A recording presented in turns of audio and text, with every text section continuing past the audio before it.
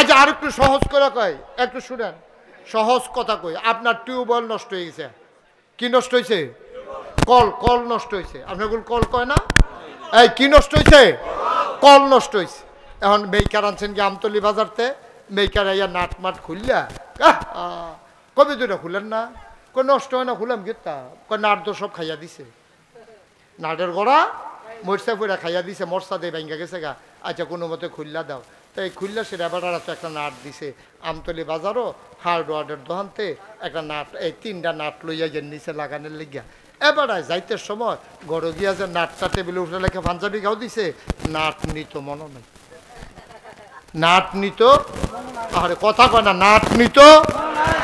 এবারে তো পাঞ্জাবি গাও যে বাজারও গেছে গা, গিয়া সেটা দোকানও কয় 3টা নাট দেরে, কয় কিরকম নাট, কয় সুতি, কারে দাম কিরকম, কই সিহুন্ডি মোটা দিয়ে একদম, কয় তো মোটা চাই এই দে, সিহুন্ডি যেই দাম মোটা দিও সেই দাম। তো হ্যাঁ চিন্তা করলো তো আর এক টেহা দিয়া সিহুন্ডি নাম করতাম, টেহা তো একে মোটা রে নেই, দিন যাইব বেশি, হেতে এরকম মোটা চাইয়া 5 সুতি 6 সুতি এরকম মোটা রড লইয়া এই নাট লইয়া আইছে।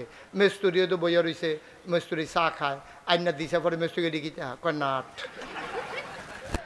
কয় কি নাট আনছেন এটি, আমি দিলাম 2 সুতি নাট, আপনি এটি কয় 5 সুতি নাট লইছেন, কয় দাম একে, দাম আমার কথা না, দাম তো 2 সুতি এই নাটের জায়গায় 5 সুতি নাট লাগান যাব, আরে কথা কয় না রে, লাগান যাব নি, দামও এক, জিনিসটাও মজবুত, কিন্তু 2 সুতি নাটের জায়গার দাব্বা 5 সুতি নাট লাগতো না। এইটারে কয় সঠিক নিয়ম, যেহেন যেইটা হ্যান ওইটা লাগান লাগবো, আফে তাফে ফাতারে ঠেললে হইতো না, ঠিক কিনা? এটারে কয় সঠিক নিয়ম। নবীজি যেমনে দেখাই দিয়া গেছে এর বাইরে আপনি যত মেহনত করেন, মেহনত করতেন পারবেন, কোনো কাজ হইতো না। তাইলে আমরা বিধান মানবো কার আর তরিকা মানবো কার?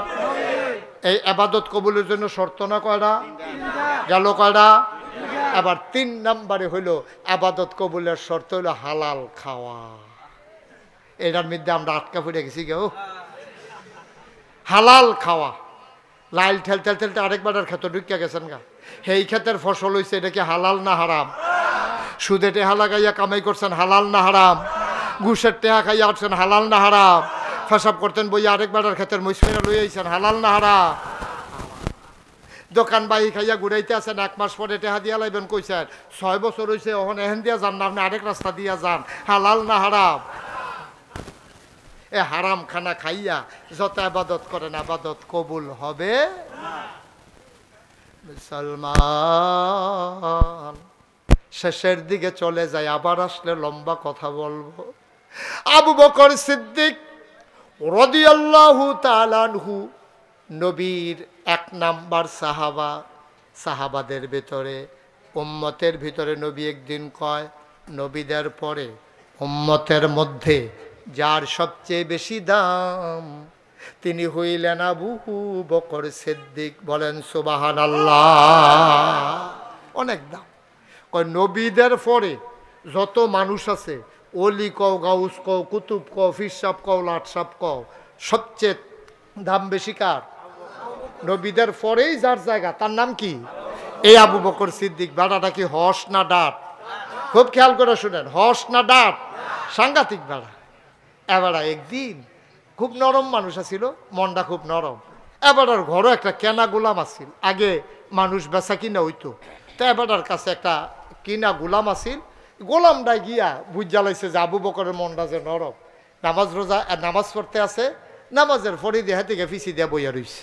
গেছে পরে আবু বকর সিদ্দিক সালাম ফিরে দেহে কেনা গোলামটা কৃতদাস এটা বইয়া রইছে। জিজ্ঞেস কি দাঁড়ে কাওয়া ইসলাম আপনার কাছে একটা কথা লইয়া, আবদার লইয়া, আপনি দয়া করে যদি কবুল করেন। করে কি তা কয় আবদার বেশি কিচ্ছু না, আমি তো কেনা গোলাম, যত জীবন বাচ্চা থাক আপনার ঘরে কাজ করতে হবে, এই শর্তে তো আপনি আমারে কিনছেন, তা আপনি যদি অনুমতি দেন আপনার ঘরে যখন কাজকর্ম না থাকে, আমি যদি মাইসের বাড়িতে একটু কাম টাম করি, কয়টা টেহা জমাইয়া যদি আপনারে দিতাম পারি, আপনি আমারে ছাইড়া দিবেননি যেন আমি স্বাধীনভাবে চলতাম পারি। আবু বকর কয় প্রস্তাবটা তো খারাপ না, এবার আর মনটাও নরম, তে কইস কায়দা কইরা করে নরম কইরা নামাজের মতো কইরা বইয়া মাথাটা নোয়াইয়া চোখের পানি টলমল টলমল করতে আছে। এমন সময় আবদারটা যখন করছে আবু বকর সিদ্দিক কয় যা তুই আমার ঘরে যখন কাম না থাকে সাইজ করলাম কামের সময় অন্যখানে গিয়ে বইয়া থাকস, কামের সময় কাম করবি আর যখন তোর ঘুমানোর সময় বিশ্রামের সময় এই টাইমে যদি এই দোকানের একটা মাল বস্তাটা টাইনা দিলে, হেবাড়ার দুগলা আলু আইনা দিলে, হেবাড়ার এগুদোরা এই মাধবপুর বাজারতে করা জিনিস আইনা দিলে, তুই যদি কয়টা টেহা পাস এই টেহা আইনা আমার কাছে জমাইবি, জমাইতে জমাইতে জমাইতে যেই দিন 500 টেহা হইব মনে করেন এই দিন তুই মাফ, তুই আর আমার ঘরে কাম করন লাগতো না, তুই স্বাধীনভাবে চলবি। সুবহানাল্লাহ কোন না কেন জোরে কইতেন না সুবহানাল্লাহ? কথাটা কি খারাপ না ভালো? আবু বকর সিদ্দিকের মন কি ছোট না বড়? এবার কইছে যা তুই যখন কায়দা করে কইস ইনশাআল্লাহ তোরে আমি মুক্ত করে দেন, স্বাধীনভাবে ঘুরবি, বিয়া শাদি করবি, আবার কাম লাগলে চলবি ফিরবি, আমরা কোনো বাইক বেড়াইতে আইবি, তুই আর আমার কেন আমার অধীনে থাকতি না, আমি রাজি। তো তে প্রত্যেক দিন কাম টাম করে যায় পায় আইনা সেটা জমা দেয়। 29 তারিখ 100, 30 তারিখ 50, এমনি খাতার মধ্যে জমাইতে জমাইতে একদিন আইনা সেরা কয়া ও আমি একখানে একটা কামে গেছিলাম, তারা ক্যাশ টেহা দিতে পারছে না, গাছ ফাঁক না দুগলা খেজুর দিছে, আপনি এই খেজুরটি দাম দইরা খাইয়া আমার টেহারা লেখা রাখেন আমার খাতার মধ্যে, আজ যা কত লিখবেন। আবু বকর সিদ্দিক খেজুর তো কম, ফদ ভালো, গাছ ফাঁক না আজোয়া, গাছ ফাঁক না আজোয়া খেজুর। আচ্ছা যা 100 টাকা দৌড়ি, কাউ 100 টাকা দইতো না, কয় যা ধরলাম, তাও তুই তাড়াতাড়ি পারিয়া জায়গা দেওয়ার ধরছে 100 টাকা। তো ওখানে এই খেজুরটি কি তার না আবু বকর সিদ্দিকের? কথা বুঝছেন না আপনারা? খেজুরটি চাইনা যখন বেচা লাইছে আবু বকর সিদ্দিক দাম ধরে যখন টেহা লেখা লাইছে ওখানে এটির মালিক কারা? আরে কথা কয় না দিরে, এই যে খেজুরের মালিক কারা? আর আবু বকরের সিদ্দিকার খেজুর আবু বকর খাইতে পারবো নি? এবার বিসমিল্লাহ কইয়া একটা খেজুর সাবান দিছে, সাবাইয়া অর্ধেকটা ঢুক গিলছে আর অর্ধেকটা হাতের মধ্যে রয়েছে, বাহিরি মুড়ো লইয়া বইয়া রয়েছে।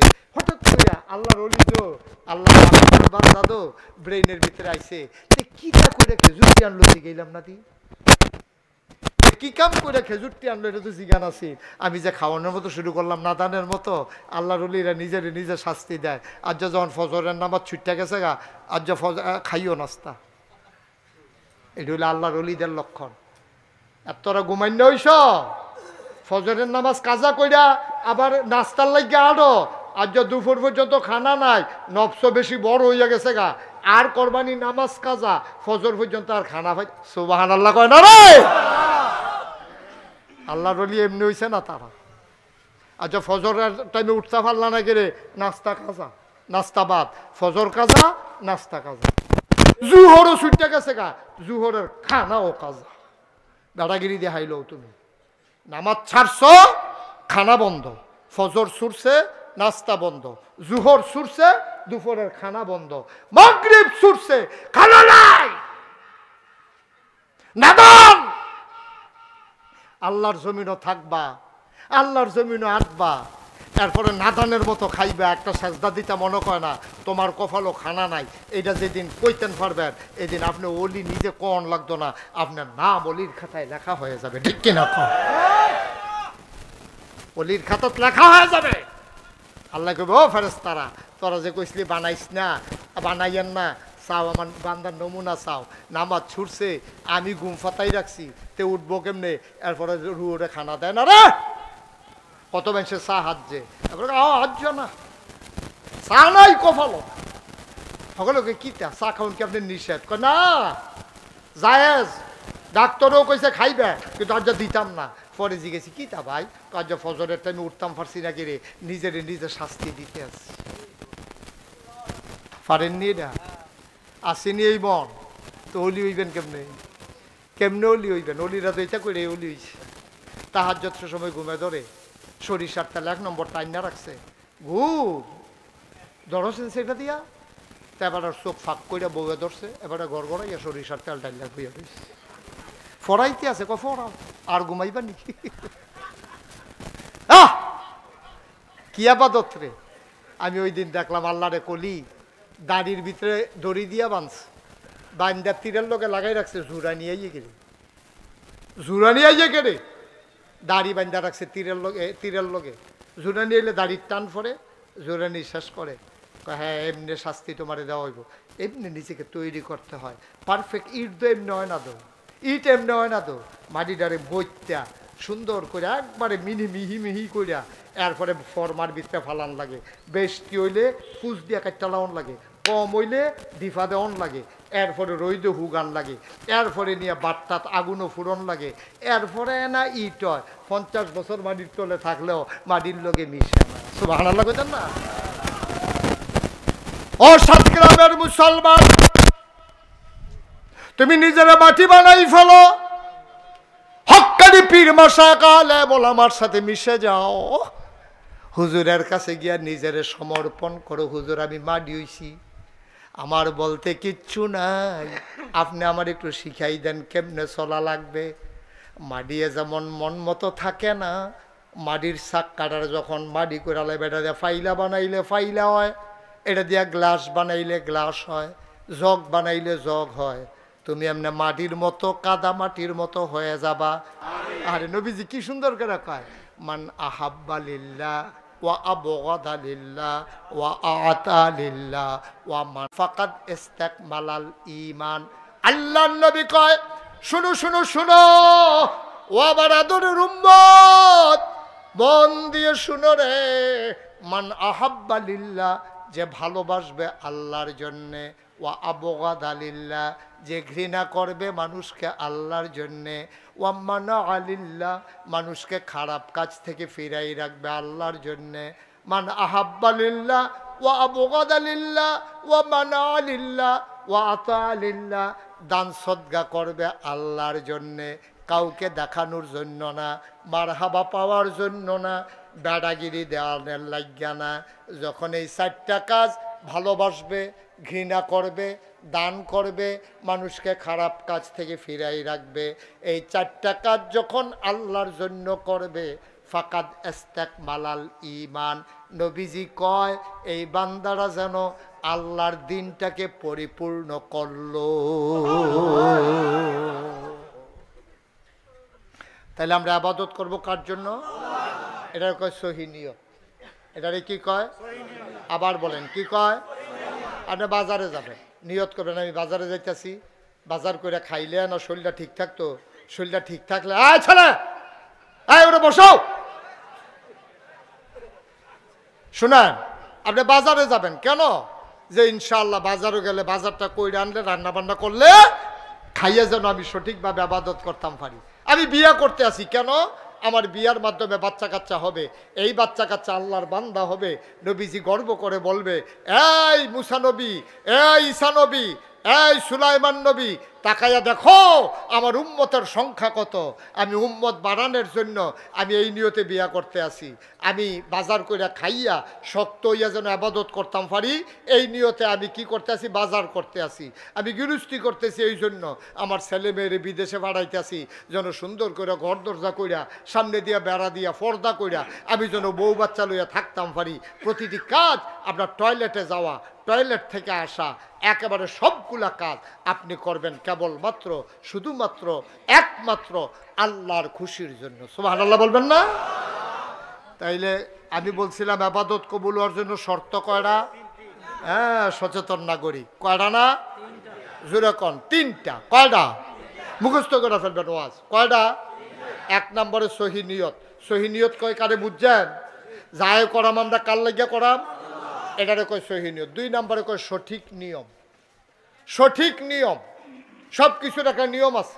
আপনার নামাজের ভিতরে কান আত্রা কই পর্যন্ত তুলবেন, এরপরে আত্রারে নাবির নিচে বান্ধনের সময় কি পড়বেন, এটি নিয়ম কানুন আছে নাকি নাই? আপনি এখন করলেন কি এমনি মাসালা হইলো কানদের উপরে তুলবেন। তা আমরা ইমাম আবু হানিফা কয় তুমি কানদের উপরে উঠছে না না উঠছে বুঝবা কেমনে? এর লেগে কানের লতিটার ভিতরে বুড়ি আঙ্গুলটা লাগাইও। তো কানের লতির যখন বুড়ি আঙ্গুলটা লাগাইবা তাহলে এটা যে আত্রা যে কানদের উপরে আসছে এটা তুমি বুঝ জ্বালাইবা। সুবহানাল্লাহ কোনটা কেন? তো এর লেগে আমরা এমনি উপরে তুলাম। কানের লতিত লাগান লাগবে এমন কোনো কথা না। আপনি যদি নিশ্চিত হন যে আপনার কানদের উপরে হাত উঠছে, ঠিক আছে।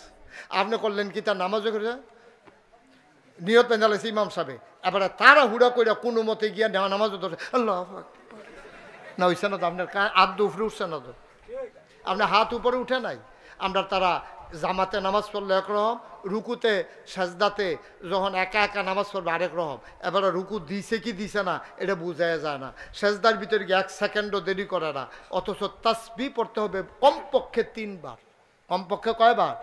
3 বার। তো সুবহান রাব্বিয়াল আলা, সুবহান রাব্বিয়াল আলা, সুবহান রাব্বিয়াল আলা, এই 3 বার পড়বেন সাজদাত গিয়া, প্রতি সাজদায়। এখন আপনারা হিসাব মিলাইয়া দেখেন আপনি সাজদাতে কোন থাকেননি, আপনারটা আপনি বুঝেন। আপনি রুকুতে এতক্ষণ থাকেননি সুবহান রাব্বিয়াল আযীম, সুবহান রাব্বিয়াল আযীম, সুবহান রাব্বিয়াল আযীম। আপনি 3 বার পড়তে যতক্ষণ টাইম লাগছে আমার, এতক্ষণ আপনি থাকেননি, এটা আপনারটা আপনি বুঝেন। হুজুর আমরা একটু কম হয়, কারণ তাড়াতাড়ি মুখস্থ তো তাড়াতাড়ি পড়ে আনিস। আমি কই কিতাব পড়ছি আল্লাহ সুবহান আল্লাহ সুবহান আল্লাহ, এমন সুবহান রাব্বিয়াল আলা পড়ছে এটা রাতফাও থাকতে 8টা গেল কইল ভাগ্য। নাউজুবিল্লাহ কইতেন না? না আব্বা হইছে না তো, নটি সঠিক নিয়ম হয় নাই। মুসলমান, নামাজের যেমন একটা সঠিক নিয়ম আছে, রোজার আবার এমন সঠিক নিয়ম আছে রে ভাই। তুমি ওই কোন সময় খানা শেষ করবা, কোন সময় খাইবা, সব তোমারে শিখাই দিয়া রাখছে। তোমার মন মতো নামাজ হবে না, রোজা হবে না। বিধান মানবো আমরা আল্লাহর, তরিকা মানবো আমরা নবীজির। বিধান কার? তরিকা কার? নবীজি শিখাই দিয়া গেছে রে। আত্রা কই তুলবা, কই বানবা, কি ফরবা। ও মুসলমান, মুশতাক ফৈজি যদি কোনোদিন আর না আসে, কোনোদিন যদি তোমাদেরকে না ডাকে, মনে রাখবা আমার কথাগুলা মনে রাখো, আমি তোমাদের শত্রু না। এভাবে ভাঙ্গা ভাঙ্গা বুঝাইয়া তোমারে কেউ বলবে না। গভীর মনোযোগের সাথে খেয়াল করো, নামাজের একটা নিয়ম আছে, রোজার একটা নিয়ম আছে, হজের একটা নিয়ম আছে, সময় আছে, নিয়ম আছে, টাইম আছে, বিধান আছে। এইটি যেমন মানা মানলে তুমি যদি এখন হজ করতে যাও, হজের সময় শেষ, তোমার হজ হবে না। তুমি যদি মহরম মাসে রোজা রাখতে চাও, ফরজ রোজা হইতো না, নফল রোজা রাখতে পারবা। ভাইও জুহরের নামাজ মাগরিবের টাইমে পড়তে পারতা না, মাগরিবের নামাজ ওই ফজরের টাইমে পড়লে হইতো না, কাজা ভিন্ন কথা। তাইলে সব কিছুর একটা নিয়ম আছে, এটারে এই নিয়ম অনুযায়ী করা, এটা হইল ইবাদত কবুলের 2 নাম্বার শর্ত, ঠিক কিনা? 1 নাম্বারে কি?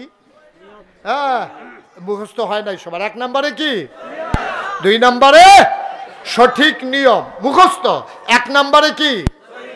2 নাম্বারে সঠিক নিয়ম। আরো সহজ করে না কইলে আপনারা বুঝতেন না সঠিক নিয়ম কারে কয়। কইলে তেমনি কষ্ট হইতেছে আপনাদের রাত্রে বেশি। এই ছেলে, এই তারে বসানো জানা একজনে ধইরা। বাবা উঠতেছো কেন বাবা? একটু বসেন, আমি আর বেশি সময় আটকাবো না। তাইলে 2 নাম্বারে হলো সঠিক নিয়ম। 2 নাম্বারে কি?